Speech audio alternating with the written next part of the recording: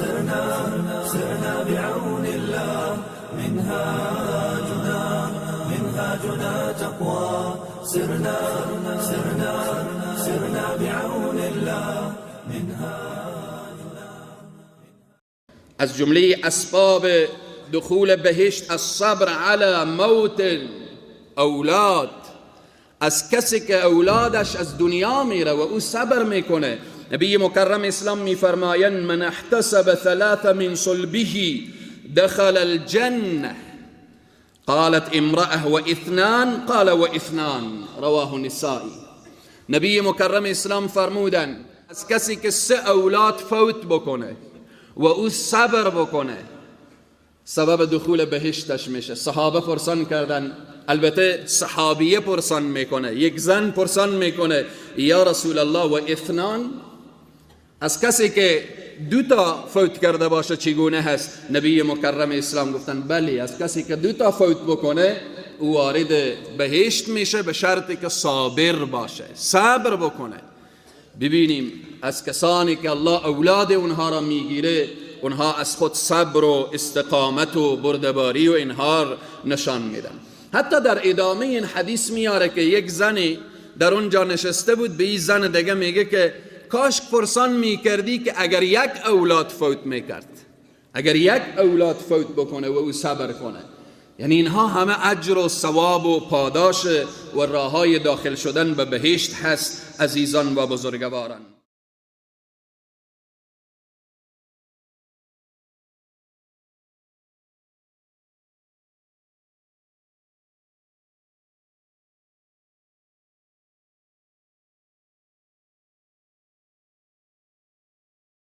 القول قول الصوارم كي تسترد المظالم حتى الأراذيل ساموا راسوا. نکته بعدی، انسانهای هوشمند و عاقل و هوشیار دنیا محل عبور و گذر میدانند. دنیا محل عبوره، از جای تیر شدن هست. کعابر السبیل، رسول الله صلی الله علیه وسلم میفرمایند کعابر السبیل زندگی کنید، مثل که یک مسافر به سفر میره، در مسیر راه هیچ وقت سرمایه گذاری نمیکنه، در مسیر راه هیچ وقت به فکر این نیست که اینجا بمانه، در مسیر راه تمام هم و غمی که داره همان سرمنزل مقصودی که میرسه هست. کعابر السبیل مثل اینه که انسان رو به سفر که میره زیر یک درخت خواب میشه، لحظات استراحت میکنه، یا در مسیر راه یک هتلیه و بالآخر میره گلاس چای میخوره، استراحت موقتی داره، حرکت میکنه. این دنیا کعابر السبیل هست. انسانهای عاقل، انسانهای هوشیار این دنیا محل عبور و گذر میدانند، نه توقفگاه و مقصد. این جای توقف نیست، جای مقصد نیست که ما تمام هم و غم مایی باشه که همین خانه ما که جور بشه، همین خانه ما که جور بشه مجلل که شد. بعضی انسان ها چی میگه فلانی همین خانه برای خود جور کرد، همین میخواست که برای استراحت کنه از دنیا رفت، همین میخواست که بالآخر راحت بشه از دنیا رفت. نه برادر مسلمان، راحتی مسلمان در این دنیا نیست. یک خانه‌ای که اسمش باشه دارالحزن، خانه غم، خانه اندوه. در خانه غم جز غم دیگه چی پیدا میشه؟ در خانه اندوه دیگه جز اندوه و مصیبت دیگه چی پیدا میشه؟ این دنیا دارالحزن هست، سرای آخرت دارالحیوان گفته شده. هر انسانی که در این دنیا که راحت بازم راحت نیست، هر انسانی که در این دنیا آسوده بازم آسوده نیست، غمی داره. همین هیچ غمی که نداشته باشه، همین یک غم که هست که مرگ به سراغش می آید. یک نفری بالاخره در قصر نشسته با تمام آرگاه و بارگاه و بالاخره پول و حکم و حشم و اینها، یک بار به یادش می آید که از این دنیا من میرم. چقدر غمه، چقدر مصیبته، چقدر انسان پریشان میشه.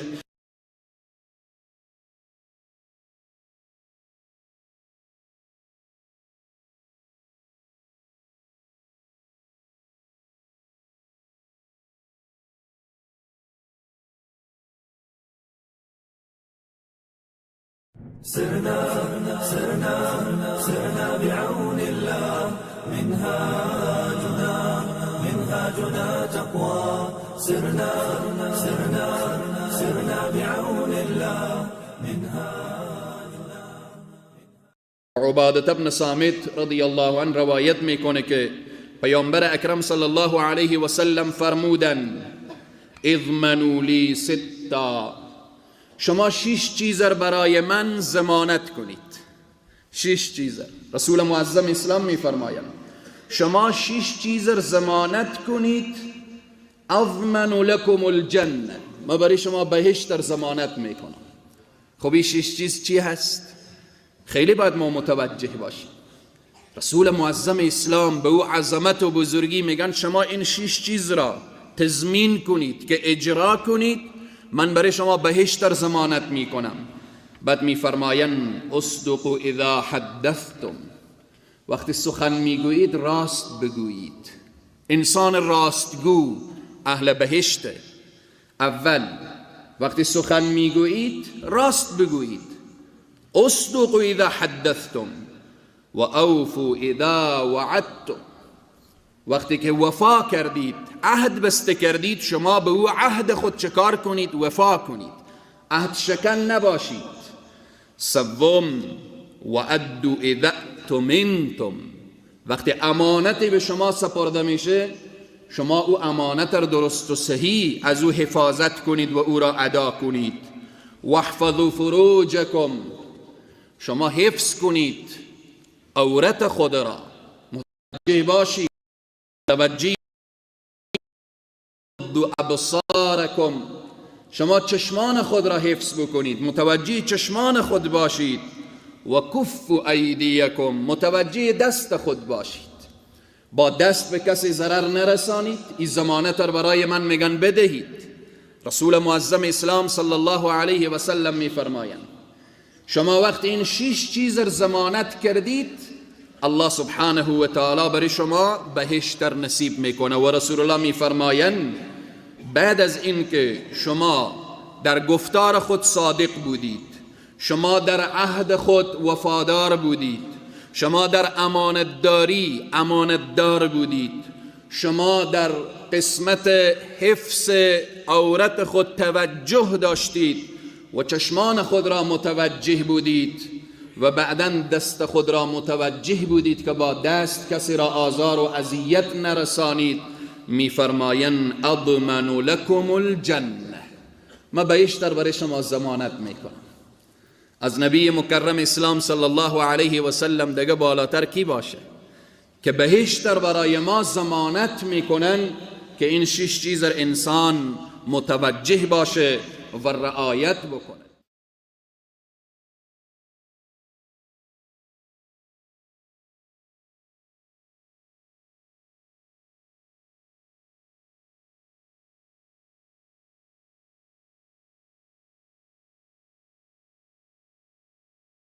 القول قول الصوارم كي تسترد المظالم حتى الأراذيل ساموا راسهم.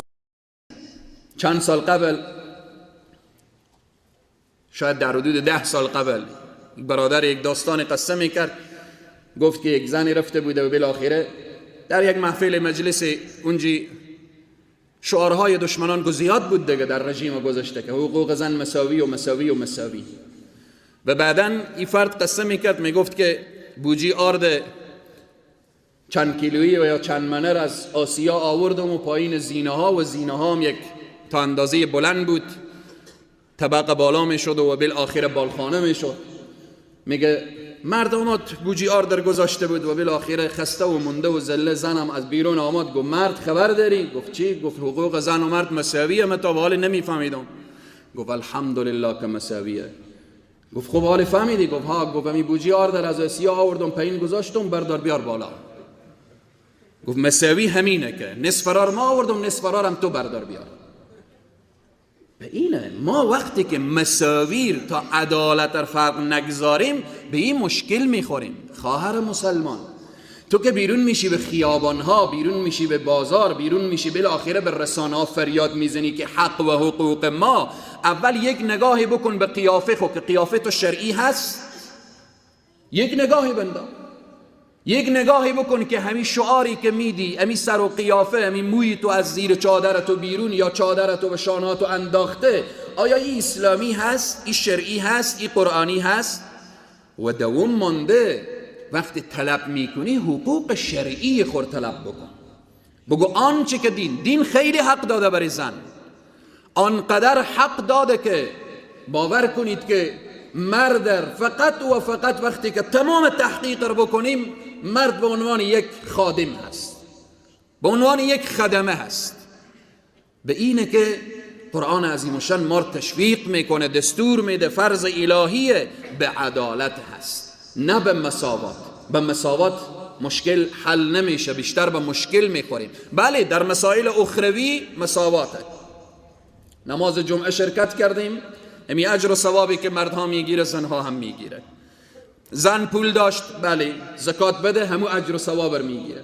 حج بری و فرض شد، بره بالاخره حج کنه. حج زن و مرد متفاوت نیست. بله در مسائل اخروی او هم باز برمیگرده به اخلاص زن و مرد. هر کس تقوای بیشتر بود و بالاخره خدا ترسی بیشتر بود، درجاتی و به نزد الله سبحانه و تعالی بیشتر و بیشترتر هست.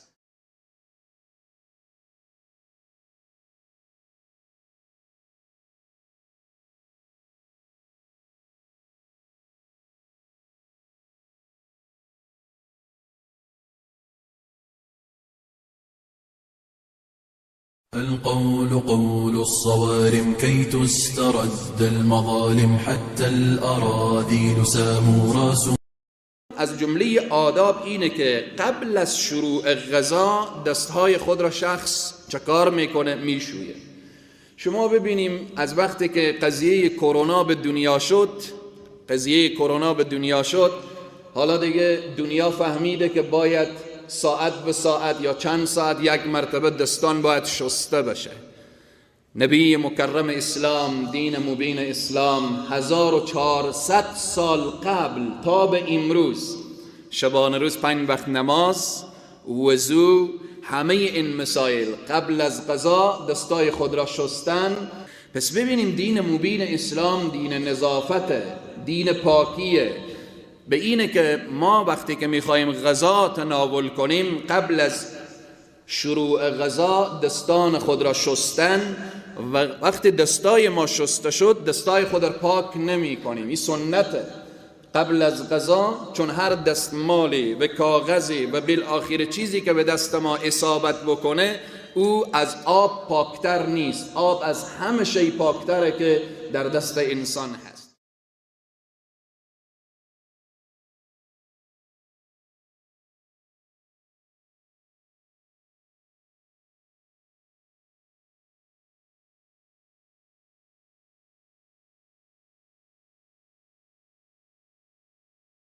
سرنا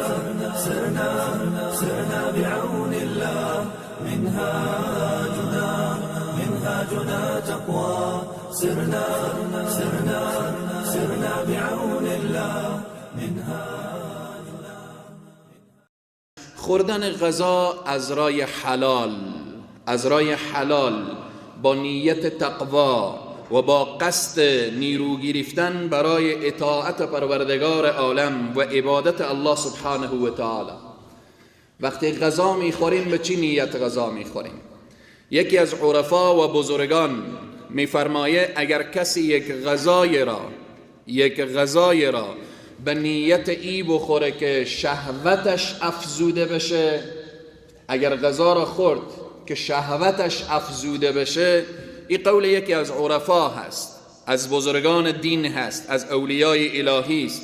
میگه بین این شخص و بین پروردگار عالم چندین حجاب میآیه، یعنی فاصله ایجاد میشه. اما به نیت تقوا، به نیت عبادات، به نیت این که اطاعت از الله و رسول بشه، اینجاست که این غذا برایش نه تنها که از این پرسان نمیشه، بلکه خوردن این غذا برای از او عبادت هست، عبادته. به همینه که کسی از سیدنا علی ابن ابی طالب پرسان میکنه، میگه که شما پروردگار خود را شبانه روز چند ساعت عبادت میکنید؟ سیدنا علی ابن ابی طالب میفرمایند ما شبانه روز 24 ساعت پروردگار خود را عبادت میکنیم. شخص بیدینی بود، شخصی بود که دین نداشت، الله را نمی شناخت. و بعد گفت که عجیب، شما آیا خواب نمی شویم؟ شما با زنان منکوحه نزدیک نمی شویم؟ شما مگر اکل و شرب نداریم؟ سیدنا علی ابن ابی طالب می فرمایند بله، ما وقتی که میریم به کار و معامله و تجارت، دنبال کار و معامله به نیت ای هستیم که روزی حلال پیدا کنیم. او کاروبار به ما عبادت هست. وقتی که ما میخوابیم به این نیت میخوابیم که برای ما حوصله پیدا بشه، برای ما راحتی پیدا بشه، تا این که بتوانیم عبادت الله را درست انجام بدیم. پس او خواب ما هم به ما عبادت هست. وقتی ما غذا میخوریم به این نیت غذا میخوریم که از اثر ای طعام در وجود ما قوتی بیایه، انرژی بیایه در وجود ما، بالاخره چنان قوتی بیایه که ما بتوانیم عبادت پروردگار عالم را انجام بدیم. پس غذا خوردن هم برای ما عبادت شد.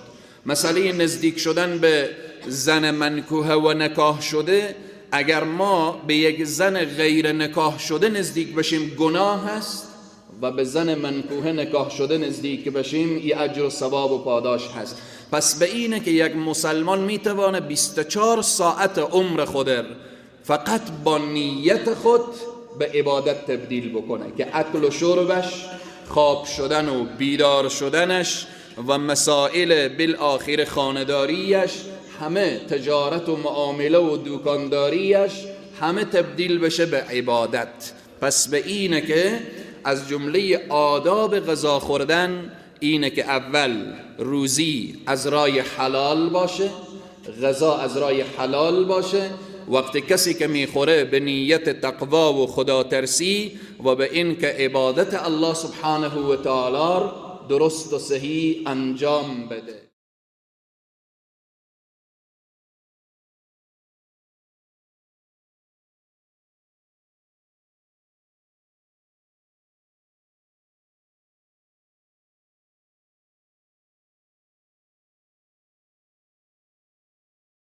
سرنا بعون الله منهاجنا تقوى سرنا بعون الله به اینه که به تمام خواهران مسلمان من این را میگویم، شما حقوق مساوی نخواهید، بگویید که ما حق شرعی و اسلامی و قرآنی خود را میخواهیم. دین مبین اسلام دین عدالته. برای زن اجازه داده، اجازه تعلیم هست، اجازه تحصیل هست، اما اجازه بی حیایی و بی بندوباری و بی حجابی و بد حجابی نیست. برای زن اجازه تجارت داده، زن میتونه تجارت کنه، زن میتونه سیاست کنه، اما در شرایط و ضوابط شرعی از او. به اینه که ما یک مرتبه باید فرق بین عدالت و مساوات را داشته باشیم. اگر ما بیاییم بگیم حق و حقوق زن و مرد مساوی باشه، سخت و مشکل میخوریم. اما دین مبین اسلام میگه زن بیمه هست، در خانه خود بنشین، کارا تقسیم شده، کار خانه، داخل خانه، مدیریت خانه، تربیت فرزندان، تربیت نسل آینده جامعه، همه اینها به دوش تو هست. تو مربی، تو اولین معلمی، تو اولین کسی هستی که جامعه به دست تو نگاه میکنه. فرزندان امروزی مردان آینده جامعه هست. مدیریت خانه به دست تو هست، تربیت خانواده به دست تو هست، جمع و جور خانواده به دست تو هست، آوردن اطفال که بزرگترین بالاخره خدمت به جامعه و امت اسلامی را الله به تو داده. اگر تو نباشی نسل از روی جامعه برداشته میشه. همه اینها رو به تو داده. مرد به عنوان یک خادم برای تو قرار داده. مرد از صبح بیرون میشه تا شام جان میکنه میاره برای تو. لباس تو آماده هست، مسکن تو آماده هست، خرج تو آماده هست. به اینه که بالاخره مسئله عدالت در دین مبین اسلام. و الله سبحانه و تعالی در قرآن میفرماید ان الله یأمرکم ان تؤدوا الامانات الى اهلها و اذا حکمتم بین الناس ان تحکموا بالعدل اعدلوا هو اقرب للتقوى. عدالت کنیم نزدیک به تقوا هست. پس خواهر مسلمان، به این که چرا حقوق زن و مرد مساوی نیست و اگر مساوی هست چرا رعایت نمیشه، این شعار تو خالی به اصطلاح و پوسیده غرب که در بین کشورها بالاخره آورده که حقوق زن و مرد مساوی هست.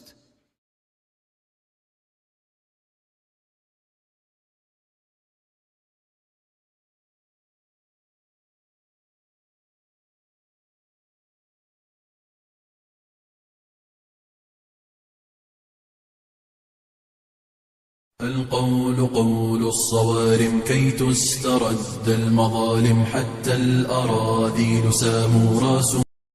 خوردن غذا از رای حلال با نیت تقوا و با قصد نیرو گرفتن برای اطاعت عالم و عبادت الله سبحانه و تعالی. میخوریم به چی نیت غذا میخوریم؟ یکی از عرفا و بزرگ اگر کسی یک غذای را به نیت ای بخوره که شهوتش افزوده بشه، اگر غذا را خورد که شهوتش افزوده بشه، این قول یکی از عرفا هست، از بزرگان دین هست، از اولیای الهی است. میگه بین این شخص و بین پروردگار عالم چندین حجاب میآید، یعنی فاصله ایجاد میشه. اما به نیت تقوا، به نیت عبادات، به نیت این که اطاعت از الله و رسول بشه، اینجاست که این غذا برایش نه تنها که از این پرسان نمیشه، بلکه خوردن این غذا برای از او عبادت هست، عبادته. به همینه که کسی از سیدنا علی ابن ابی طالب پرسان میکنه، میگه که شما پروردگار خود را شبانه روز چند ساعت عبادت میکنید؟ سید القول قول الصوارم كي تسترد المظالم حتى الأراذيل ساموا راس. از جمله اسباب دخول بهشت السماحة في البيع والشراء. ای برمیگرده برای تاجران و معامله‌گران عزیز ما که در بیع و شراء خود آسانگیری داشته باشند. رسول الله میفرمایند کسی که در بیع و شراء آسانگیری داشته باشه، سهولت به بندگان الله داشته باشه، سختگیری نداشته باشه، دخل الجنه، داخل بهشت میشه. الصبر على فقد نعمت البصر. از جمله راههای داخل شدن به بهشت کسی که الله چشم او را از او گرفته. نبی مکرم اسلام صلی الله علیه و سلم میفرمایند، حدیث قدسی هست که یقول الله تعالی من اذهبت حبیبته فصبر. الله میگه من وقتی که حبیبته، چشم او را، محبوب او را، چیزی که او دوست داره من از او گرفتم. کسانی که در دنیا نابینا هستند الله چشم اونها را گرفته و اینها صبر میکنن، الله سبحانه و تعالی میفرماید به صبری که اینها انجام دادن دخل الجنه، اینها وارد بهشت میشن. از جمله اسباب دخول بهشت دور ساختن اذیت‌ها و آزارها از سر راهها. بین راه میری میبینی یک شاخه درخت افتاده، مردم را اذیت میکنه، او را بردار. خاری افتاده، سنگی افتاده، آشغالی افتاده. اذیت‌ها را از مسیر راهها دور کردن. اما بعضی انسان‌ها اذیت‌ها را بر راهها ایجاد میکنه، یا اینکه آب داخل خانه خود داخل یک کوچه رها میکنه، این اذیت هست. یا اینکه بالاخره ده ها و صدها اذیت دیگر. اما کسی که اذیت را از مسیر راه مسلمان ها برمیداره، نبی مکرم اسلام میفرمایند لقد رأیت رجلا یتقلب فی الجنه. من کسی را دیدم، مرد را دیدم در بهشت که به خود سیر میکنه، میگرده، در بهشت هست. في شجرة قطعها من ظهر الطريق كانت تؤذي المسلمين، رواه مسلم. این کدام عمل این را وارد بهشت کرد؟ کسی که اذیت‌ها از راه دور می ساخت. از جمله نشانه های ایمان هست اماطة الطریق عن الاذى، از راه تیر میشی میبینی سنگی ای را بردار که به پای کسی نخوره، همین سبب دخول بهشت میشه، همین سبب رفتن بهشت میشه. به این عزیزان و بزرگواران راه بهشت خیلی سهل و آسانه، به شرطی که ما متوجه خود باشیم. راه رفتن و حرکت کردن طرف بهشت مفته، رایگانه. میریم به مسجد نماز میخوانیم، کسی پول میستانه؟ میریم بالآخره ذکر و دعا و تسبیح و تهلیل داریم، کسی از ما چیزی میگیره؟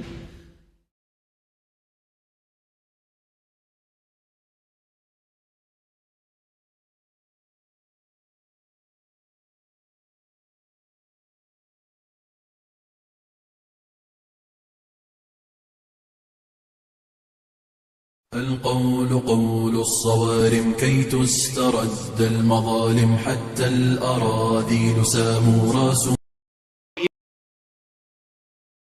قدر این ملت رو میپیچانه. دشمنان اسلام تنها دشمن سیاست افغانستان نیستن. اگر دشمن ملت نیستن چرا پولهای افغانستان رو پیش خود دزدیدن و غصب کردن و نگه داشتن و منجر کردن به تعبیر خودشان؟ چرا بالآخره افغانستان پس دشمنش یهود و نصارا هست؟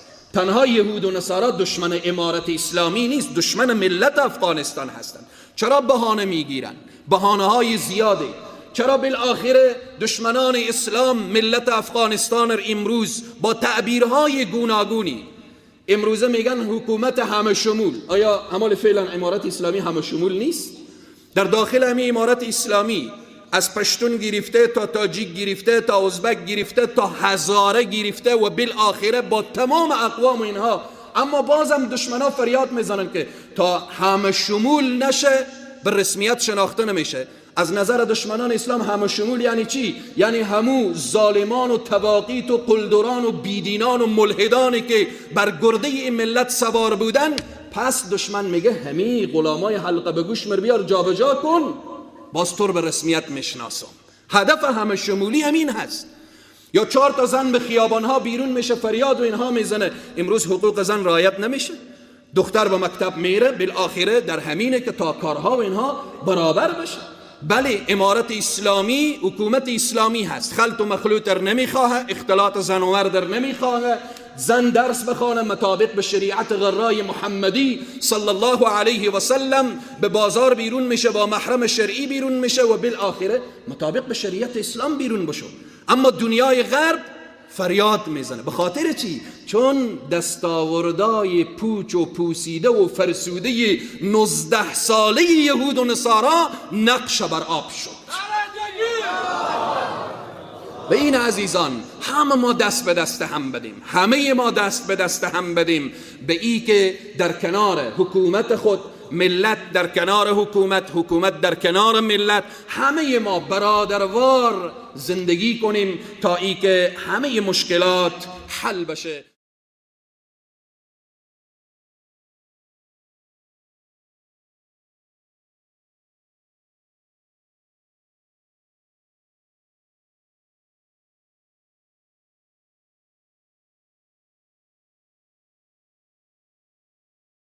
الله سبحانه و تعالی در بهشت به تمام بندگان خود،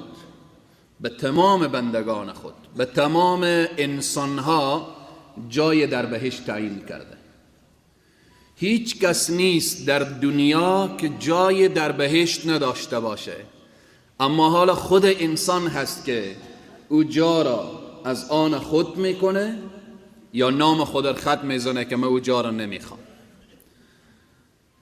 در بین انسانها، تمام انسانها بدون استثناء الله سبحانه و تعالی در بهشت برای اینا جای تیار کرده. اما این انسانی که کافر میشه جای خود را از آنجا خط میزنه، میگه من نمیخوام این جا را. مشرک میشه میگه این جا را نمیخوام. منافق میشه میگه این جا را نمیخوام. بیدین و ملحد میشه میگه این جا را نمیخوام. هر کافری و هر مشرکی و هر بیدین و ملحدی که اسم خود را از رفتن به بهشت خط بزنه جای مؤمنین وسیع‌تر میشه، بزرگتر میشه. تمام انسان ها بدون استثناء در بهشت الله برای اینا جا ساخته، تمام انسان ها. اما خود انسان ها هستن که به بهشت نمی روند، راه کفر را انتخاب میکنن، راه شرک را انتخاب میکنن. بهشت هم جای کفار و جای ملحدین و جای مشرکین و منافقین و اینها نیست. پس بناهن تمام انسان ها در بهشت جا دارن، اما ای که خود انسان خود در اهل بهشت نمیگردانه تقصیر از خودش هست که برای کفر و دلالت و گمراهی و الحاد و اینها میره، این مسیر خودش انتخاب کرده. و الله سبحانه و تعالی در بهشت جار عرضها که عرض السماء، وسعت زمین بهشت یا وسعت بهشت به اندازه زمین و آسمان ها هست. بهشت جای خوردی نیست.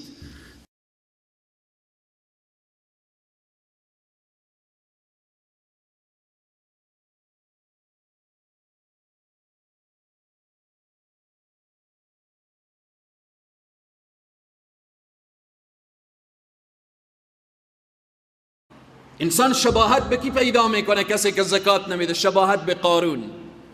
قارون الله سبحانه و تعالی میگه و میفرمایه ان قارون کان من قوم موسی فبغى عليه وآتيناه من الكنوز ان مفاتحه لتنوء بالعصبة اولي القوة.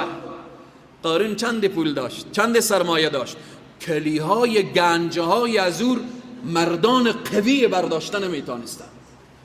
اما وقتی که حضرت موسی بریو گفت بده در راه الله بده، قارون این سرمایه رو بده در راه الله، حق الله رو بده، قارون چی میگه؟ قارون چی میگه؟ قال انما اوتیته على علم عندي. میگه ای موسی این من از آبله کف دست زحمت کشیدم، این از آبله کف دست به وجود آوردم، فکرم بوده، عقلم بوده. به تمام ثروتمندان عزیز میگم ثروتی که شما دارید ای از عقل شما نبوده، به خاطر که ما امروز خیلی انسانهای عاقل داریم، دانشمند داریم، فیلسوف داریم، سرمایه نداریم. الله سبحانه و تعالی به یک سرمایه علم میده، به یک سرمایه دانش میده، به یک سرمایه پول میده، به یک سرمایه بالآخره با ابعاد مختلف. هیچ وقت چنین نگو که من زحمت کشیدم، چنین نگو که اینها را من از عقل و فکر خود، نه، این یک موهبه الهیه. الله به یک پول میده، به یک علم میده، به یک دانش میده، به یک علم میده، به یک زور و قوت و بازو میده. اینها سرمایه هایی که الله به دسترس بندگان خود قرار میده. قارون چی گفت؟ قارون چی گفت؟ گفت که اینها را من از علم خود به دست آوردم، از زحمت کشی خود. نگفت که این فضل الله هست، این لطف الله هست، این مرحمت الله هست، اینها را از خود دانست. پس به اینه که الله سبحانه تعالی ثمره و نتیجه قارون را چکار کرد؟ فخسفنا به و بدار الارض. قارون استاده بود کل مال و سرمایه و مقابل چشمانی و به زمین فرو رفت، خودی هم در زمین خسف شد و به زمین فرو رفت. به اینه کسی که زکات نپردازه شبیه قارون میشه، شبیه بالآخره هامان میشه.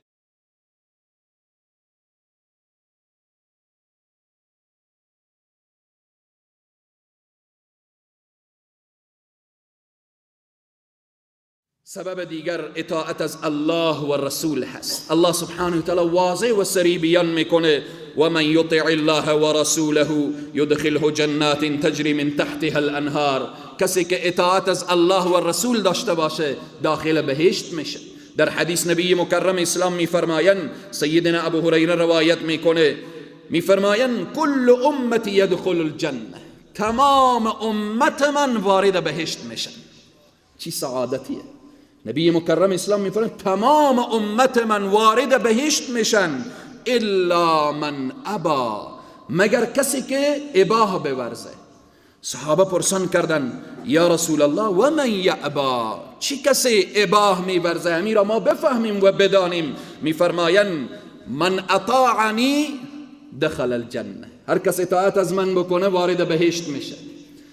زندگی خود را ببینیم چقدر ما اطاعت از رسول الله میکنیم. هر جایی که اطاعت از رسول الله کردیم بگیم الحمدلله که ما اطاعت و فرمانبرداری از رسول معظم اسلام صلی الله علیه و سلم کردیم. و بعد میفرمایند و من عصانی فقد ابا، کسی که نافرمانی مرا بکنه ای اباه ورزیده. پس اطاعت از الله و رسول سببی از اسباب دخول بهشت هست عزیزان و بزرگواران. در حدیث پیامبر اکرم صلی الله علیه و سلم میاره الذهاب الى المسجد، رفتن به طرف مسجد، به طرف مسجد به خاطر چی؟ و برگشتن به از مسجد لاداء الصلوات. نبی مکرم اسلام میفرمایند هر کس که طرف مسجد میره و پس برمیگرده همین سبب دخول بهشتش میشه. حالا چقدر در دل خود انسان خوشحال میشه که الحمدلله من مسجد آمدم، باز از مسجد برمیگردم. چقدر این سبب ها و اسبابیه که مار به ذوق و به شوق و به وجد و به اینها میاره که یا رب مسیر بهشتم که مسیر ساده ای نیست. بهشت جایگاهیه که ما در بهشت وقت داخل شدیم فضل الله، کرم الله، لطف الله، مرحمت الله در بهشت، تمام نعمتهای پروردگار عالم در بهشت، در رأس تمام نعمتها دیدار پروردگار عالم در بهشت است. ما اسبابی رو بیان میکنیم، راههایی رو بیان میکنیم که به الله برسیم، به دیدار پروردگار عالم برسیم. به اینه که عزیزان و بزرگواران از جمله اسباب دخول بهشت الاکثار من السجود لله سبحانه و تعالی، سجده زیاد. امام مسلم روایت میکنه میفرمایه عن ربيعة ابن كعب الأسلمي رضي الله عنه قال قلت أبيت مع رسول الله صلى الله عليه وسلم. ربيعة ابن كعب صحابیه، از جمله فقرای صحابیه، از جمله مهاجرین، از جمله اصحاب صفیه. این به این واسطه اشاره کردم ببینیم که از رسول الله چی طلب میکنه. خادم رسول الله صلی الله علیه و سلم هست. ربیعه ابن کعب فقیره، مسکینه، چیزی نداره، از جمله اصحاب صفه هست، مهاجر هست، در مدینه هست، در خدمت رسول صلی الله علیه و سلم هست. بعد میگه فاتیته بوضوئه و حاجته، خدمت رسول الله را میکردم، در خدمت رسول الله بودم، حاجات رسول الله را برآورده میساختم، وسایل و اسبابی که به وضو به کار بود به رسول الله صلی الله علیه و سلم ترتیب میکردم. رسول معظم اسلام که مشفق بودن، مهربان بودن، رحمت للعالمین بودن، صاحب خلق عظیم بودن، با او قلب مهربانی که داشتن برای خادم خود چی میگن؟ ربیع ابن کعب میگه فقال لی، پیامبر برای من گفت سوال کن از من، چی میخواهی؟ از من چی میخواهی؟ حالا ربیعه از رسول الله چی طلب میکنه؟ فقیر هست، مسکین هست، بیچاره هست، نان نداره، خانه نداره، زن نداره، مشکلات زیاد داره، مهاجر هست. چی طلب میکنه؟ یا رسول الله به ما خانه بدیم، یا رسول الله به ما پول بدیم، یا رسول الله غنایم بدیم، یا رسول الله بالآخره فلان مشکل و فلان مشکل. بعد میگه فقلت اسألك مرافقتك في الجنه، یا رسول الله رفاقت شما را در بهشت میخواهم. نبی مکرم اسلام میفرمایند قال او غیر ذلك، آیا غیر از این دیگه چیزی بیشتر نمیخوایی؟ میگه قلت هو ذاک، یا رسول الله همین برای من کفایت میکنه. در دنیا خادم تو هستم، در بهشت هم در کنار تو و رفیق تو در بهشت باشم.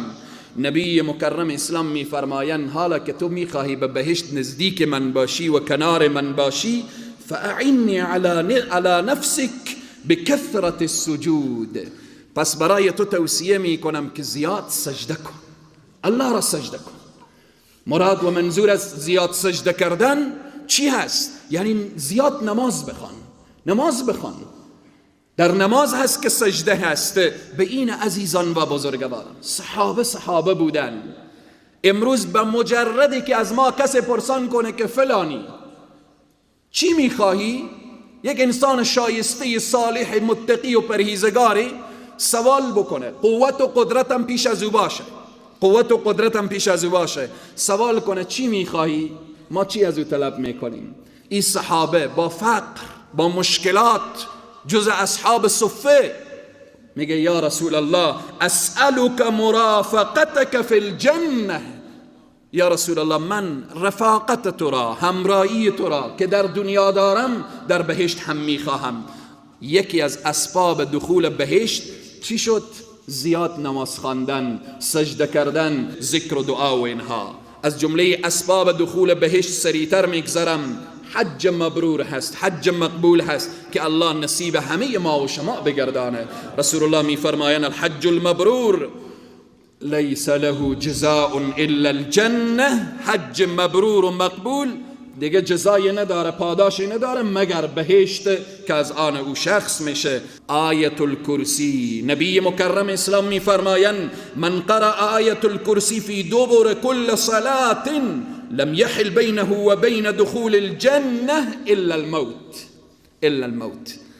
کسانی که آیت الکرسی را حفظ دارید خوشا به حال شما، کسانی که حفظ ندارید حتما حفظ کنید. نبی مکرم اسلام میفرمایند کسی که بعد از نمازهای فرض آیت الکرسی رو بخوانه، الله لا اله الا هو الحی القیوم الى آخر، بین ای و بین بهشت هیچ فاصله نمیمانه مگر مرگ، مگر فقط مرگ. کسی که عادت را داشته باشه وقتی که از دنیا بره الله سبحانه و تعالی او را وارد بهشت میگردانه. از جمله اسباب دخول بهشت نمازهای سنتی که 12 رکعت سنتی که در شبانه روز و در 5 وقت نماز من و شما بعد از فرائض و قبل از فرائض میخوانیم. نبی مکرم اسلام صلی الله علیه و سلم میفرمایند من صلى فی یوم و لیلة 12 رکعة بنا له بیتا فی الجنه. کسی که این نمازهای سنت را میخوانه که الحمدلله الحمدلله در کشور ما و شما این عادت بالعموم هست، در افغانستان این عادت بالعمومه که سنت ها از پیش مسلمان ها و این ملت شریف هیچ وقت قضا نمیشه، هیچ وقت قضا نمیشه. نبی مکرم اسلام میفرمایند کسی که این سنت ها رو بخوانه و بعد میفرمایند 4 قبل الظهر و رکعتین بعد الظهر و رکعتین بعد المغرب و رکعتین بعد العشاء و رکعتین قبل صلاة الغداء. 2 رکعت سنت صبح، 4 رکعت سنت قبل الظهر، 2 رکعت سنت بعد الظهر، 2 رکعت سنت بعد از مغرب، 2 رکعت سنت بعد از فرض عشاء. این 12 رکعت کسی که بخوانه الله سبحانه و تعالی او را وارد بهشت میگردانه. حالا اگر انسان ضحی بخوانه، اشراق بخوانه، اوابین بخوانه، نافله بخوانه، چقدر الله سبحانه و تعالی برای انسان اجر و ثواب و پاداش میده.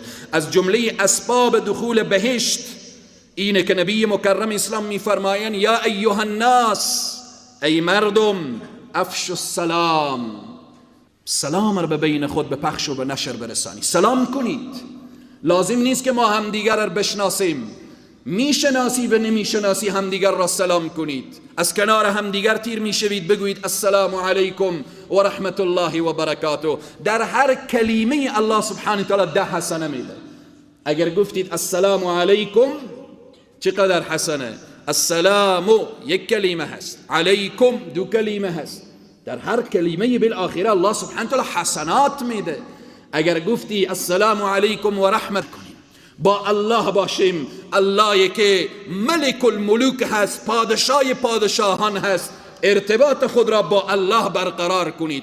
مسئولین و تمام علما و همه را تأکید به این داشتن که کبر و غرور نداشته باشید که انسانهای متکبر زود به زمین میخورن. هر اداره‌ای که به تکبر بره او اداره از بین میره. توصیه به تواضع، فروتنی، به عدالت به اینها داشتن عزیزان و بزرگواران.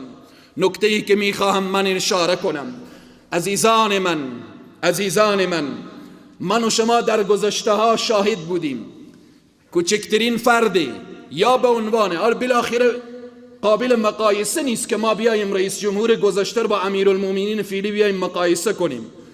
رژیم گذشته مسئولی و معنا و مفهوم لا اله الا الله نمیفهمید. امیرالمؤمنین شیخ الحدیث و التفسیر هست، قابل مقایسه نیست. فردی یا رئیس جمهور رژیم گذشته یا وزیر یا معینی وقتی که می آمد شما شاهد بودیم اکثر سرک ها و جاده ها بند می شد. امیر المؤمنین فرد اول حکومت اسلامی و امارت اسلامی می آین، نزدیک به 1 هفته داخل شهرن، ادارات رو می بینن، مسئولین رو می بینن، قضات رو می بینن، محاکم رو تفتیش می کنن، علما رو می بینن، 1 جاده هم مسدود نمیشه. 1 جاده. به یاد این میفته که او کسی که آمد در مدینه گفت که میخواهم، از طرف امپراتور روم بود، گفت میخواهم امیرالمؤمنین عمر ابن فاروق را ببینم. گفت بیرون از شهر زیر درخت خوابیده است. زیر درخت خوابیده است.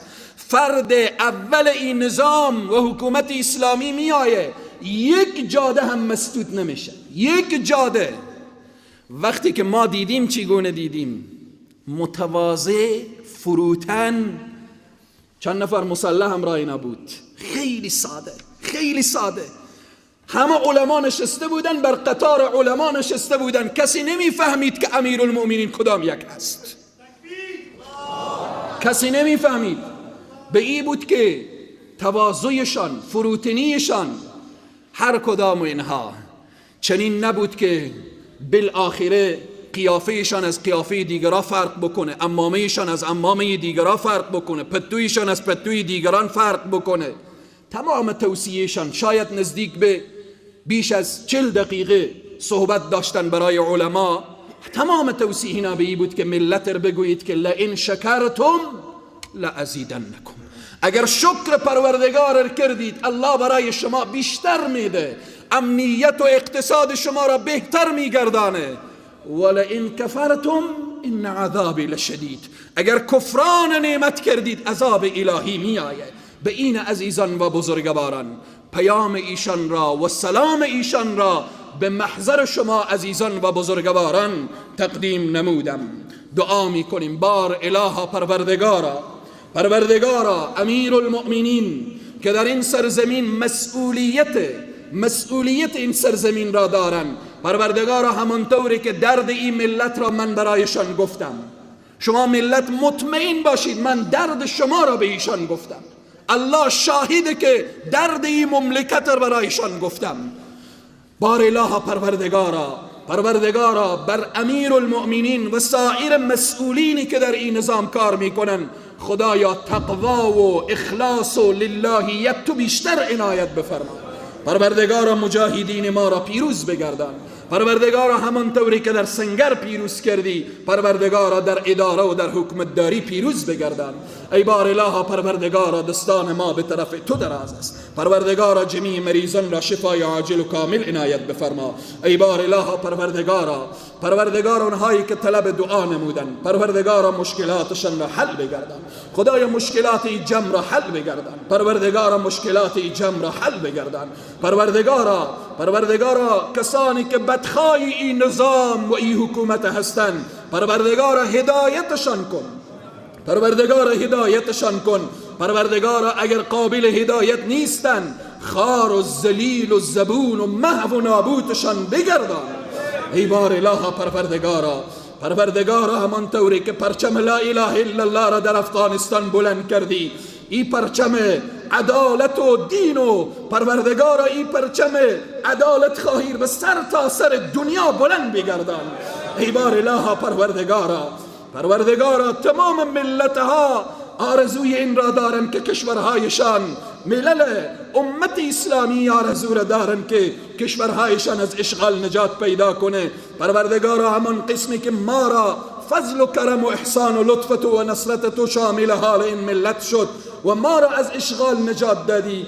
ای بار اله پروردگارا سایر کشورهایی که در اشغال هست از اشغال نجات بدی. یا رب پروردگارا دستان ما به طرف تو دراز است. پروردگارا بزرگان و موسفیدان ما را حفظ بفرما، جوانان و نوجوانان ما را حفظ بفرما.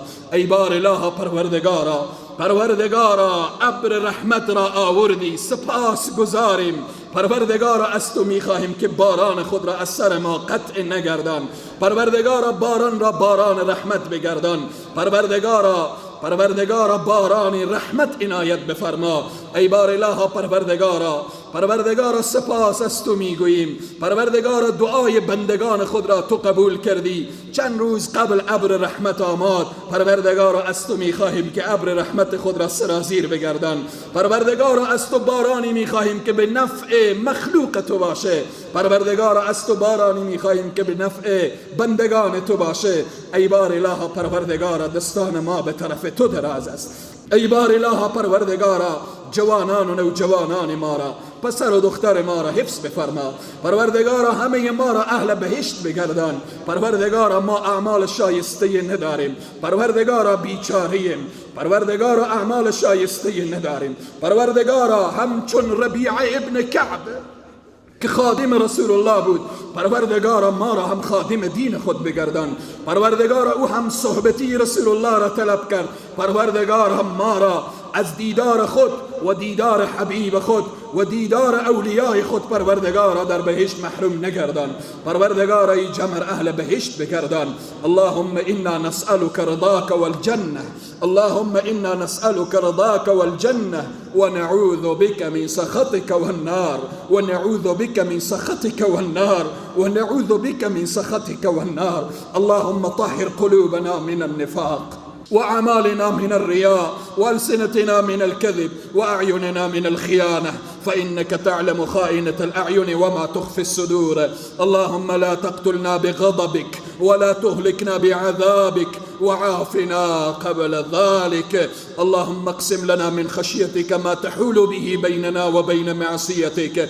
اللهم باعد بيننا وبين خطايانا كما باعدت بين المشرق والمغرب. يا حي يا قيوم يا ذا الجلال والإكرام. پروردگارا همه رفتگان ما را بیامرز. پروردگارا همه رفتگان ما را بیامرز. پروردگارا روح شهدای این سرزمین که به خاطر آزادی سرزمین جانهای شیرین خود را فدا کردن، خدایا روح شهدا را شاد داشته باش.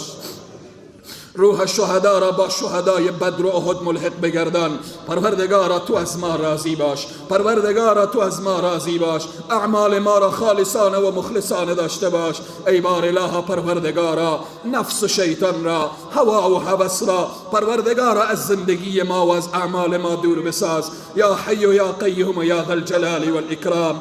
یا حی یا قیوم یا ذا الجلال والاکرام. یا حی یا قیوم یا ذا الجلال والاکرام. پروردگارا این گفتیم که روزی میآیه که پرچم اسلام به کجا بلند میشه؟ به کاخ سفید بلند میشه. از انسان ها چی؟ شما میگه خطیب صاحب گپ بگیم که ممکن داشته باشه. ممکن داشته باشه.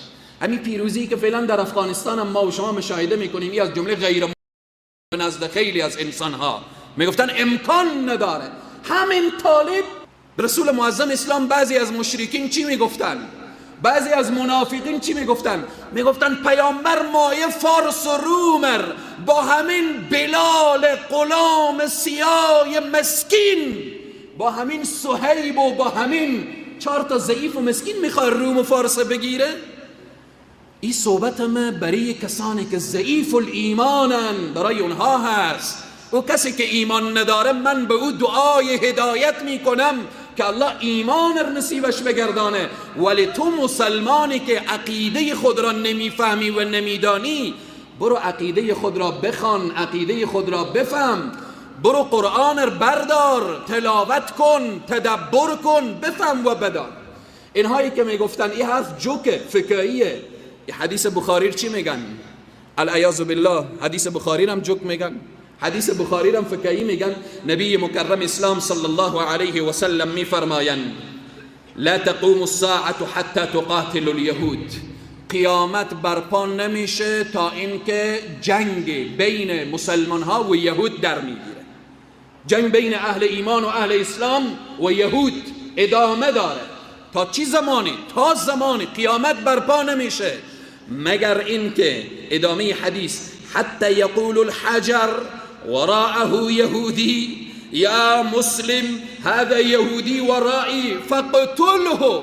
اونهایی که میگن این غیر ممکنه، خو این حدیث را پس نعوذ بالله ثم نعوذ بالله جوک میگن دیگه، فکایی میگن پیش اونها العیاذ بالله.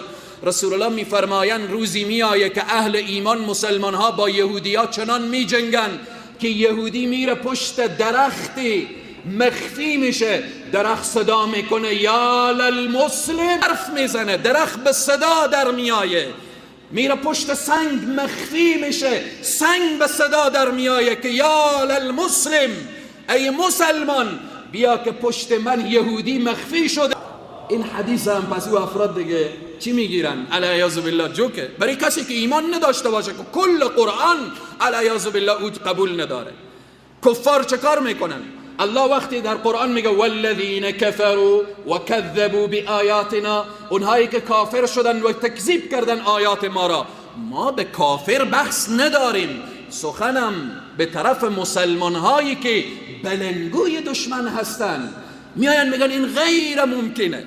از صدر اسلام غزوه بدر از جمله ممکنات بود، 313 نفر بدون امکانات با 1000 نفر با تمام امکانات مسلمان ها پیروز شدن، 70 نفر از مشرکین کشتن، 70 نفر اسیر کردن. در غزوه بدر رهبر بالاخره مشرکین که ابو جهل بود به جهنم رفته. آیا این امکان داره؟ ممکنه؟ بله. نصر من الله، نصرت از جانب الله است. در حنین عین شکل عزیزان و بزرگواران، در غزوات، در خیبر، تا به امروز انگلیس ها چگونه از افغانستان رفتن؟ ممکن بود یا غیر ممکن بود؟ روسا از افغانستان دل نمیخواست که برن؟ ممکن بود یا غیر ممکن؟ امریکایی ها ممکن بود یا غیر ممکن؟ به این عزیزان و بزرگواران الله سبحانه و تعالی قدرت کامله پیش از او هست. نصر من الله، نصرت از جانب الله است. پس بناهن ناامید نباشید. رسول الله صلی الله علیه و سلم وقتی از مکه هجرت میکنن، در مسیر راه دشمنان اسلام 100 شتر جاهزه گذاشته بودن که مرده یا زنده محمد را تسلیم کرد. هر کس 100 شتر جایزه داره. در وسط راه سراقه میای رسول الله میبینه و در اونجا وقتی میفهمه که این پیامبر هست، این حافظ و نگهدار قوی داره، چی میگه؟ یا محمد به من نامه بنویس که مکه را فتح کردی، کسی به من کار نداشته باشه. رسول الله صلی الله علیه و سلم اونجا نگفتن که برو دنبال کار، خب ما از مکه فرار کردیم، مدینه یا رب استقبال میشیم یا نمیشیم. نه، در مسیر راه با ابوبکر میگن بنویس ما مکه را فتح کردیم، به تو کار نداریم و یک مژده دیگه برای تو. رسول الله در مسیر راه هجرت بین مکه و مدینه میگن روزی که فارس فتح شد، چوریای کسرا هم برای کی به دستان تو پوشانده میشه. این منافقین وقتی که حرف شنیدن میخندیدن. محمد از مکه فرار کرده، مدینه هم معلوم نیست که استقبال میشه یا نمیشه، مژده فتح فارس و روم میده. به این عزیزان و بزرگواران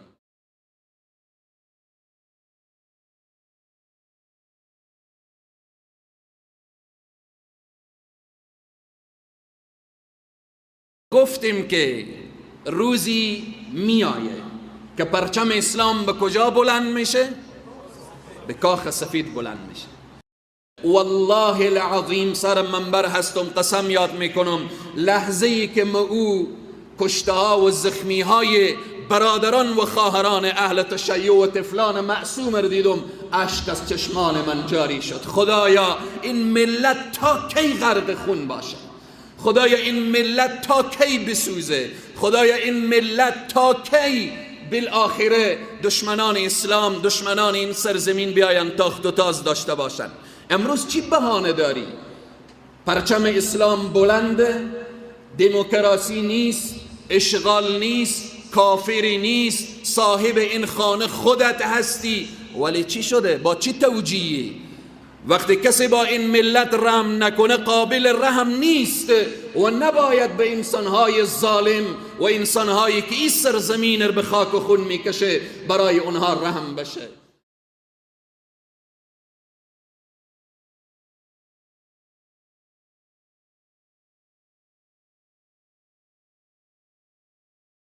الله سبحانه تعالی این نعمت‌ها که برای ما و شما عطا کرده و الله سبحانه و تعالی برای ما و شما یک زعیم و یک رهبر و یک دلسوز الله برای ما عطا کرده. امیر المؤمنین شیخ هبت الله حفظه الله، امیر المؤمنین، نمایندگان ملت افغانستان در زیر یک سقف جمع شدن، به نمایندگی از ملت افغانستان با امیر المؤمنین بیعت کردن. صحبت‌های امیر المؤمنین حفظه الله را شما شنیدید، شاید بعضی از دوستان نشنیده باشند. 200 سال 300 سال بعد تاریخ که نسل‌های بعدی ورق بزنن، وقتی سخنان امیر المؤمنین بیایه 200 سال بعد نسل‌های بعدی به من و شما افتخار میکنن که خوشا به حال اونهایی که در زمان چنین زعیمی زندگی میکردن. چند نکته امیر المؤمنین را اشاره میکنم، چند نکته.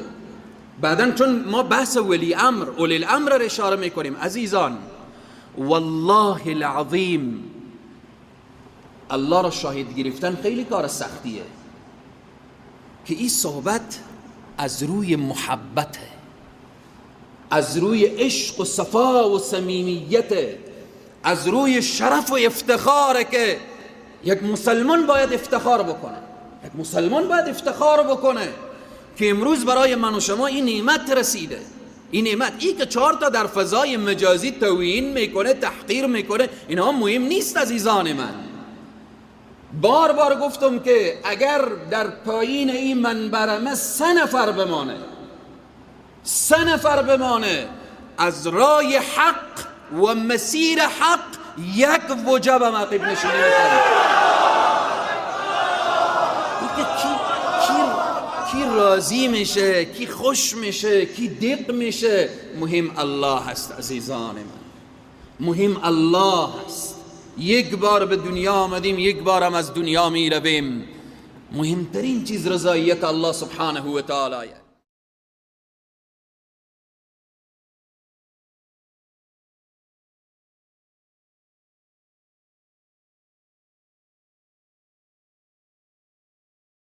ما امتی هستیم که در وجود ما یأس و ناامیدی راه نداره. 20 سال فریاد زدیم افغانستان فتح شد، به امید آن روزی که یه حرف جمعه گذشته هم گفتم، الان هم تکرار میکنم، به امید آن روزی که پرچم لا اله الا الله و محمد رسول الله در تمام کاخهای ظلم و استبداد دنیا بلند میشه.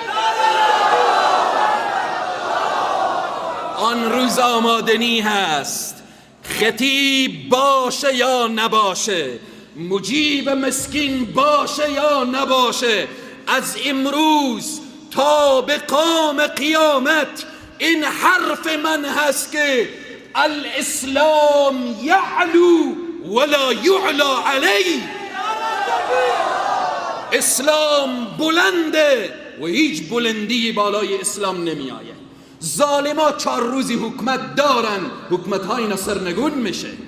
در این تاریخ فرعونها گذشته، شدادها گذشته، نمرودها گذشته، ابو جهلها گذشته، ولی نام جناب محمد رسول الله تا به قام قیامت و رفعنا لك ذکرک هست. نام رسول الله بلنده و نام امت محمد رسول الله صلی الله علیه و سلم تا قام قیامت بلند. عزیزان انه لا ییأس من روح الله الا القوم الكافرون.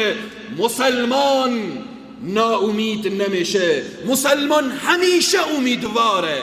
مثل که امروز عزیزان من و شما را الله فرحت و خوشحالی بخشید.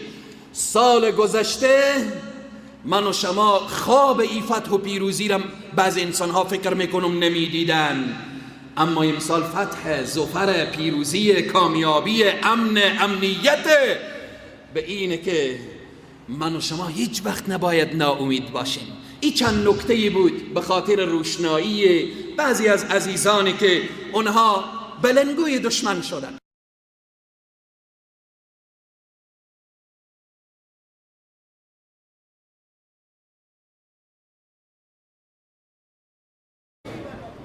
این حادثات دلخراش تا به کی؟ اینها همه دست دشمنان هست.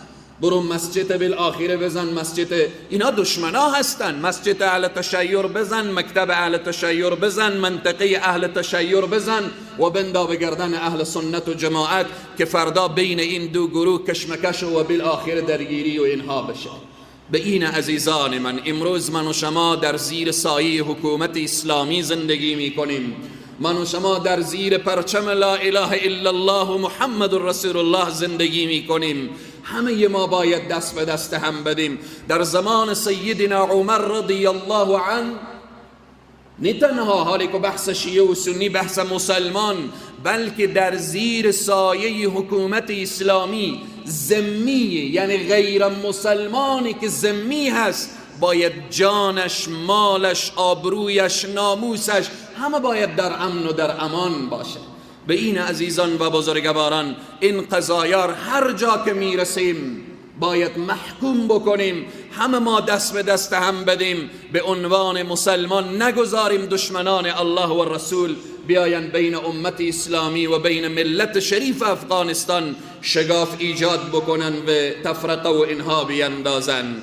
پروردگار عالم برای شهدا، برای مجروحین این حادثات شفای عاجل و کامل عنایت بفرمایه. الله سبحانه و تعالی او ظالمینی که این عامل این حادثات و این بمگذاری و انفجارات و اینها شدن، الله اونها را به جزای اعمال ناگرفتار کنه.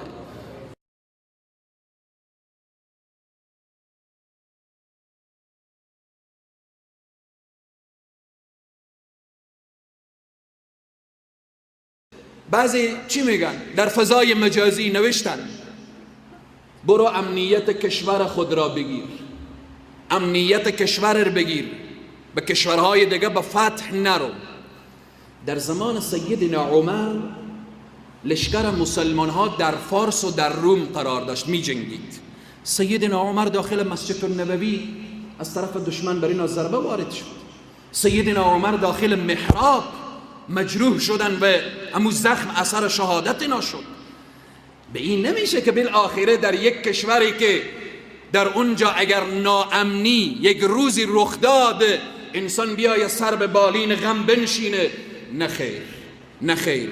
توجه از تمام بزرگان امارت اسلامی، بار بار من این را گفتم که امارت اسلامی تنها نباید به محدوده افغانستان فکر کنه.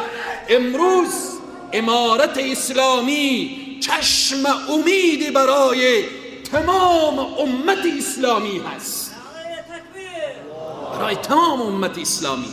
الله سبحانه و تعالی همه مشکلات را حل بگردانه. در ابتدای صحبت انفجارها را محکوم کردیم. پروردگار اونهایی که این سرزمین را به ناامنی میکشانند، اونهایی که علیه حکومت اسلامی تخریب دارن، خدایا هدایتشان کن، خدایا هدایتشان کن. اگر قابل هدایت نیستن پروردگارا خار و ذلیل محو و نابودشان بگردان. پروردگارا حکومت اسلامی ما را با دوام و با ثبات و با بقا داشته باش.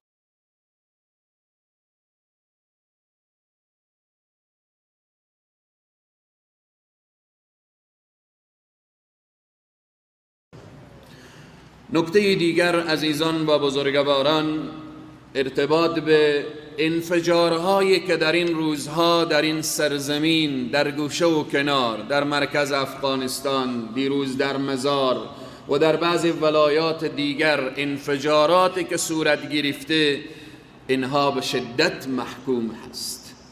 در هر گوشه‌ای که صدای انفجار بلند میشه محکومه از نظر دین، شریعت غرای محمدی صلی الله علیه و سلم. این کسانی که این اعمال را انجام میدن، والله العظیم این کار مسلمان نیست. کسی بره مکتب انفجار بده، کسی بره مسجد انفجار بده، کسی بره در کوچه و بازار انفجار بده، این کار مسلمان نیست. و این که بیاین توجیه بکنن و بالاخره که این مکتب از اهل تشیع هست، این مدرسه یا مکتب و بالاخره از فلان قوم و فلان قوم هست، کشتن انسان عزیزان من کار ساده نیست. کشتن اطفال معصوم، او اشکهای مادرانی که به خاطر فرزندانشان ریختن، اینها کار ساده نیست. اینها مسئله این نیست که کسی بیای توجیه بکنه. امروزه این کسی که این انفجارها صورت میده و انجام میده با کدام دلیل؟ امروز اشغال در این سرزمین نیست. امروز در این سرزمین دموکراسی نیست که قانون غرب باشه. امروز در این سرزمین اختیار خاک ما، تمام سرزمین ما به دست خود ما هست. با کدام دلیل تو میای انفجار میدی مسجدر، انفجار میدی مکتبر، انفجار میدی بالاخره راهرو و راهگذرر یا قوم خاصر و بالاخره یک مذهب خاصی در این سرزمین در زیر پرچم لا اله الا الله و محمد رسول الله؟ حتی هندویی که در افغانستان زندگی میکنه باید جانش در امن و در امان باشه، نه این که بالاخره ما بیاییم فلان قوم و به اینها. پس به این مسئله اهل ایمان و مربوط به اسلام و مسلمین نیست که ما بیاییم بگیم این از فلان گروه سازماندهی میشه. نه خیر، دشمنان افغانستان، دشمنان امت اسلامی، دشمنان این سرزمین میخواهند که این وطن بار دیگر به جنگ و به ویرانی و به اینها بکشانند. آیا جنگ بس نیست؟ آیا قتل و کشتار بس نیست؟ آیا اختلاف و بالاخره شقاق و بدبختی در این سرزمین بس نیست؟ چقدر بالاخره سالها کشته دادیم عزیزان من، سالها جنگ و خونریزی و قتل و کشتار، ولی امروز چی بهانه هست؟ امروز میخواهید چه کار بکنید که بالاخره این سرزمین رو به خاک و خون بکشی؟ پس بناهن هر قتلی که در این سرزمین، هر خون ناحقی که ریختانده میشه، از دیدگاه دین مبین اسلام محکومه و قاتل انسان و بشریت به عذاب الهی گرفتار میشه. الله سبحانه و تعالی میفرماید و من قتل نفسا بغیر نفس فکأنما قتل الناس جمیعا. کسی یک نفس را به ناحق بکشه گویا که تمام انسان ها را کشته، تمام انسان ها. سیدنا عمر رضی الله عنه میفرمایند اگر تمام دنیا به قتل یک انسان شریک باشه، به خاطر قصاصش آماده‌ام تمام دنیا را بکشم، تمام دنیا را از بین ببرم به خاطر قتل ناحق یک انسان. به این عزیزان و بزرگواران، این ماه مبارک رمضان، طفلان معصومی که طرف مکتب و مدرسه و به اینها، او طفل معصومی که در سن 3 سالگی و 4 سالگی گناهی از او چی هست؟ به این برادران عزیز و بزرگوار، هر کدام من و شما این دعا را داشته باشیم در این شبهای مبارک، در این شبهای قدر. بار الها دشمنان افغانستان را هدایت کن، دشمنان این سرزمین را هدایت کن، کسانی که این سرزمین را به ویرانی میکشانند، به خاک و خون میکشانند، هدایت کن و اگر قابل هدایت نیستن پروردگارا محو و نابودشان بگردان.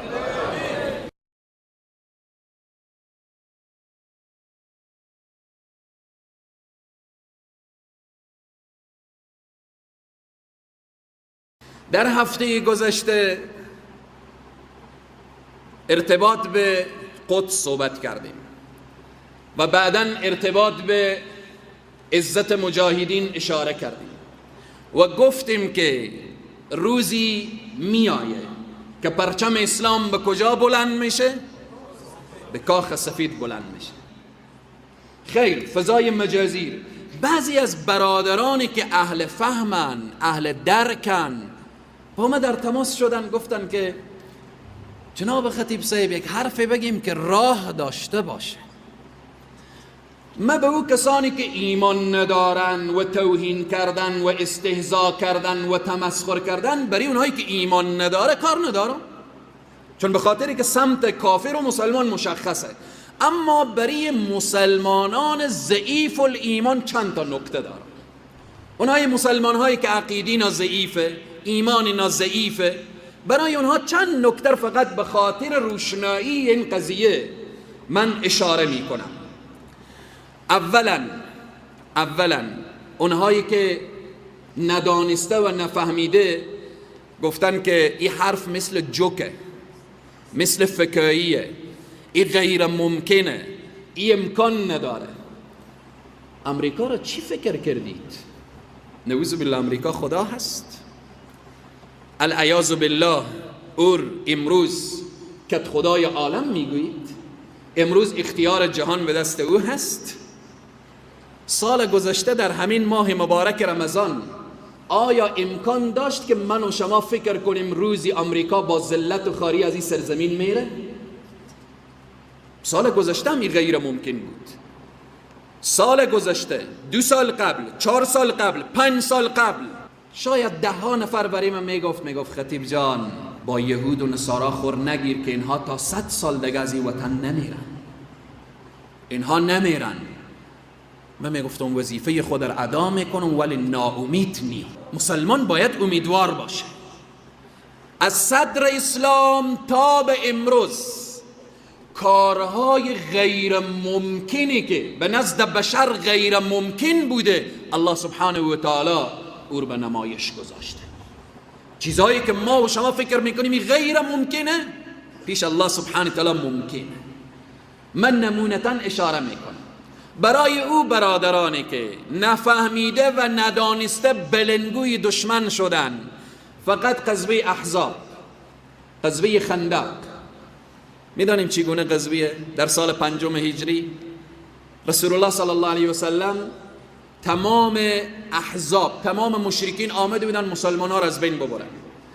رسول الله صلی الله علیه و سلم دستور دادن خندق بکنه. در غزوه خندق به شکم صحابه سنگ بسته بود، به شکم صحابه سنگ بسته بود. صحابه آمد پیراهن خود را بلند کرد که یا رسول الله در شکم سنگ بسته، از گرسنگی چیزی نیه که بخوریم.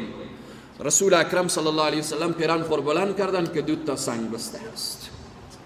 نان نبود که بخورن، نان نبود که بخورن. به فقر، به مشکلات دشمنان همه دست به دست هم داده تا مسلمان ها را از بین ببره. رسول الله صلی الله علیه و سلم کلنگ گرفتن، سنگی آمد در وسط خندق، سنگی آمد. گفتن یا رسول الله اینجا سنگی کنده نمیشه. رسول الله به دستان مبارک خود کلنگ گرفتن، یک کلنگ زدن، سنگ شکست. سنگ که شکست مژده فتح روم را دادن. گفتن روم فتح.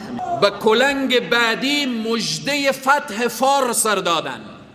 اینجا منافقین که شنیدن میخندیدن.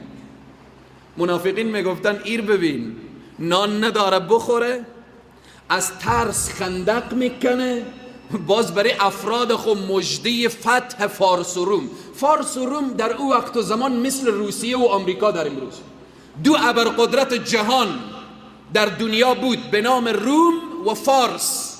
اینا ابرقدرت های جهان بود. رسول الله صلی الله علیه و سلم مژده فتح و ظفر و پیروزی در فتح و در روم در چی لحظه دادن؟ فقر به اوج خود بود، گرسنگی به اوج خود بود، مشکلات به اوج خود بود. منافقین میخندیدن. این آیه قرآن را توجه کنید که الله سبحانه و تعالی در سوره احزاب میفرماید ولما رأى المؤمنون الاحزاب قالوا هذا ما وعدنا الله ورسوله.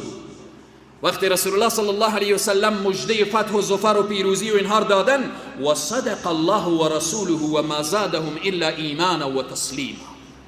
مؤمنین که شنیدن گفتن صدقت، راست میگه محمد صلی الله علیه و سلم، راست میگه. اما منافقین چی شنیدن؟ منافقین وقتی شنیدن گفتن و اذ یقول المنافقون، این کلام الله هست، و اذ یقول المنافقون والذین فی قلوبهم مرض، اونایی که در دلنا مرضه، چی گفتن؟ ما وعدنا الله و رسوله الا غرورا. گفتن نه مردم باور نکنیم، اینا جز فریب، شما فریب میدن. این امکان داره که پرچم لا اله الا الله در کاخ روم و فارس بلند بشه؟ منافقین این را میگفتن. آیا این امکان داره؟ آیا این امکان هست؟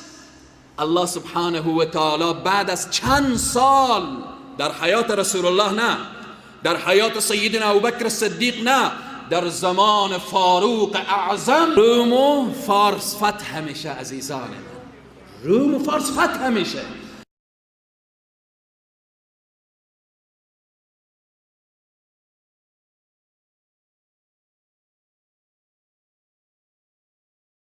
عزیزان و بزرگواران، ملت افغانستان یک دشمن نداره، ملت افغانستان هزاران دشمن داره.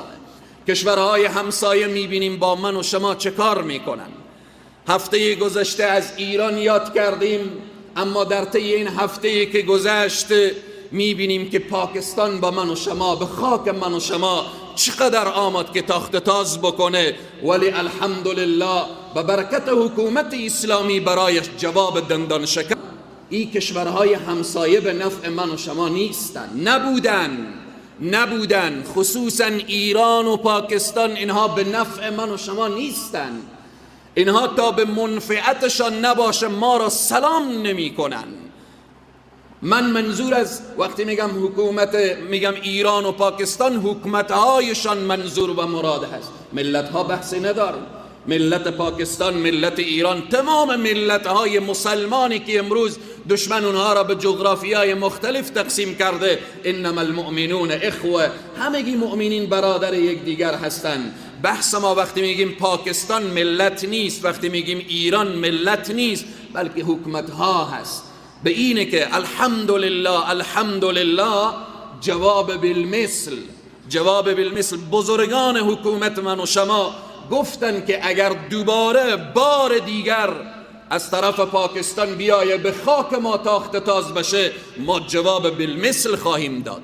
این عزت من و شما امروز. دشمنا نمیگذارن ما آرام بشیم. یعنی نزدیک به 7 ماه 8 ماه میشه در این کشور نه جنگ، نه قتل، نه کشتار.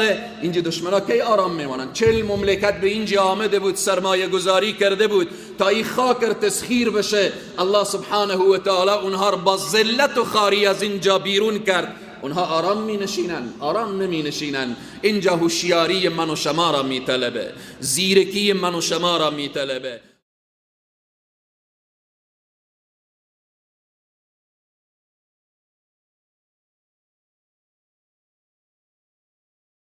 روز یک جوانی به من پیام داد که ببینیم به شما چی توهین ها. گفتم باری مسئله گفته شد، هر کس هر چی توهین میکنه بار خود سنگین میکنه. در روز قیامت خودش باید جوابگو باشه، خودش جواب بده. روی از این منبر من قرار نگرفتم که بالاخره بیایم. اگر از ترس، بعضی دوستان میگن که شما چرا اینقدر از حکومت اسلامی پشتیبانی و حمایت میکنید، مگر از اینها میترسید؟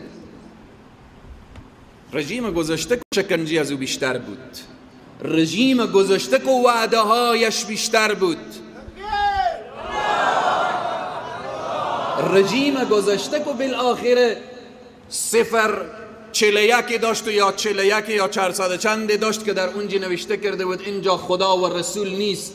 علما رو می بردن شکنجه می کردن. ترس نیست عزیزان من. حمایت از حکومت اسلامی وظیفه ایمانی و اسلامی من است. این ایمان هست، این ایمانه.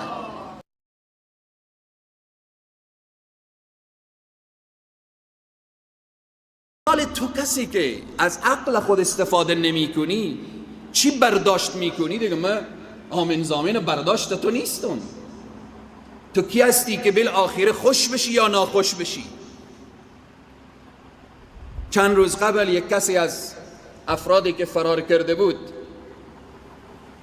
الانم فراری هست، بیرون از مرزها هست، به دست یک کسی وصیت کرده بود که به خطیبی پیامر برسان که این حالت باز نمیمانه.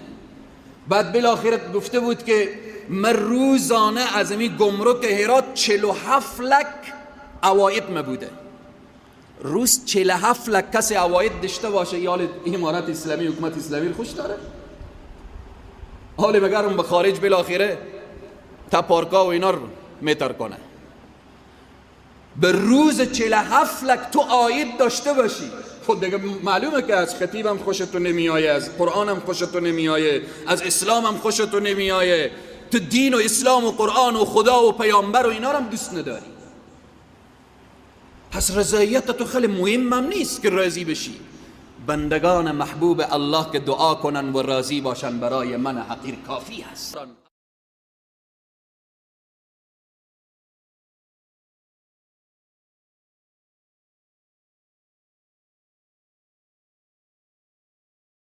در هر عصر و زمان منافق هست، وطن فروش هست، بوده در همو وقت و زمان هم، در همو عصر و زمان هم. ابو رغال یک وطن فروش بود. در طائف وقتی که ابرهه با لشکر خود پایین شد، در اونجا گفت که من مکر خوب بلدم، جلورو هستم و بالاخره شما رو میتونم تا نزدیک کعبه ببرم. الله سبحانه و تعالی حتی قبر این شخص را هم مورد سنگباران انسان ها قرار میده. کسی که وطن فروش باشه، وطن خود را سودا کنه، جلوره و کافر باشه، الله سبحانه و تعالی او خار و ذلیل میگردانه. مثل که ما و شما به چشم سر دیدیم وطن فروش ها کجا شدن؟ اونهایی که وطن را فروختن، اونهایی که هزاران بدبختیر به این وطن آوردن، اونهایی که جلوره و چشم کافر بودن، الان کجا هست؟ کجا هستن؟ چگونه زندگی میکنن؟ اونهایی که قلبنا، روحنا، رواننا با کافر بود، الله سبحانه و تعالی اونها خار و ذلیل کرد. مثل ابو رغالی که الله سبحانه و تعالی او خار و ذلیل کرد در حیاتش و همچنین قبرش هم مورد سنگباران و اینها قرار گرفت.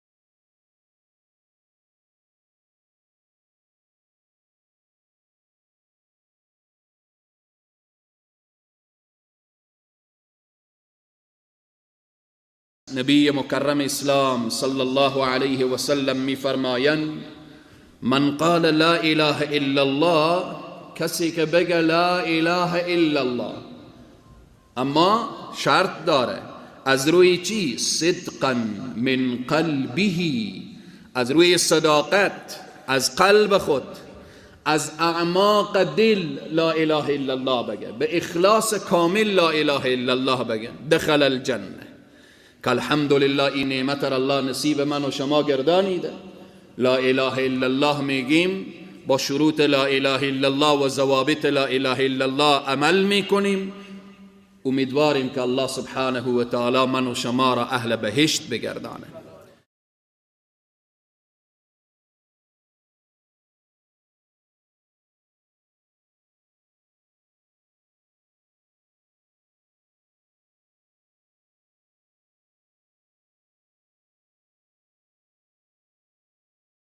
القول قول الصوارم كي تسترد المظالم حتى الأراذيل ساموا راسهم. القول قول الصوارم كي تسترد المظالم حتى الأراذيل ساموا راسهم.